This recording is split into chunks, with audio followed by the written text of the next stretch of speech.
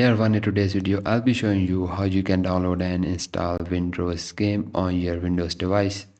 So first head over to the Steam website and just sign up your account, and after you sign up click on the install Steam option you'll see on the top, and you have to download and install Steam on your Windows device.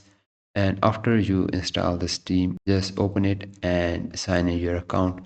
Then click on the top search box and type here Windrose, and you will find this game on the top. Just open up this game, scroll down, you will find add to cart option. So just click on this option, then click on view my cart option, and guys just go ahead and pay the amount.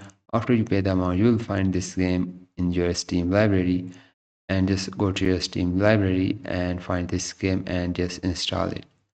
And that's how you can download and install this game. If you find this video helpful, please like it, and thanks for watching.